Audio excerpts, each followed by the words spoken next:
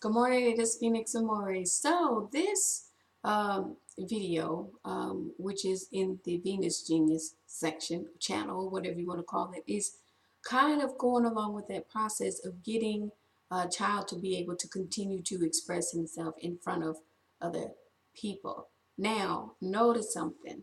I said, and we know there was still a little bit of deception on both ends from child to adults with some of the teachers before. We all know that because at the end of the day, here's the reality. Everybody has a boss, which in your mind a little bit like a parent watching what you're doing, whereas a child has a mother or a father, same thing. So sometimes it's easier just to hide something and go, oh God, no, no, no. So the reality of it is once X got to a point where he could finally say, okay, look, here's the reality of it is I lost the charger. Relief, finally, to say after a month. I have to tell my mother I lost the charger. Now, here's something that I want to tell people. Well, the reason I called this video, What's in Your Mind, is because in his mind, he knows he had people thinking he just gets everything he wants, right? Which he does not. He already had the issue with the phone where if he's reading the blog, which I know he does, that people were saying, oh, that was all manipulation for her to try to get him his phone. If he needed a phone, all you had to do. See, that's why I started shutting people down and have to remind them something of the fact that he's 15. Y'all remember when I went off on folks about that? I was like, he's 15 years old, an active, athletic 15-year-old at that, which means guess what they do? They start playing and doing stuff and they drop the damn phone, however you want to say it. So the one thing I noticed with this phone, he's a lot more cautious. I can tell you that much. However, the one thing that I want to point out to people, when you have 4 and 5 people that think they know what's going on and all try to apply different solutions, you cannot get on the same page. So I knew already I hadn't seen that laptop in a while. One of the things that I'm thinking is very clearly, all right, let's see if there's going to be somebody to say to his mother, not saying it's their responsibility, just stepping back to say, who's going to say he doesn't have his laptop?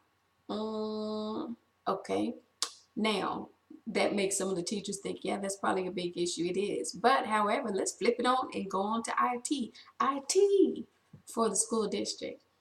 If you know you have the parents' email address on file for the students and you assign the laptops to the students, why don't you have some kind of automated thing that after a week or two, if there's a part missing, like a charger, that it emails the parent a notification? Now, I know you're trying to teach the kids responsibility, but you don't have to teach it at the expense of them going a month without a laptop. Am I making excuses for him? No.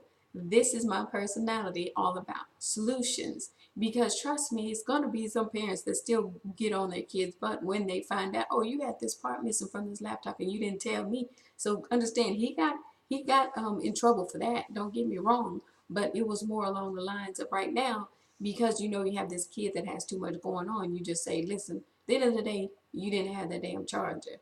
And now you didn't have a laptop for a month, so you were feeling a little bit of a way. And then the teachers kept asking you about it, and then you were afraid to just tell me that you had another electronic, another something that you lost or broke. And at the end of the day, you're still 15. Stuff happens.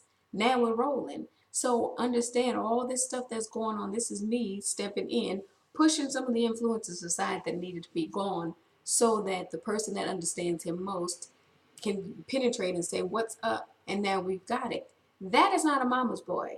This is the thing that I want to check some of these men on. I think some of them finally realize, like, no, that's not a mama's boy. No, that is not the mama's boy saying, oh, those weights are too heavy for him. Oh, don't do this. And oh, he was hurting. And da, da, da.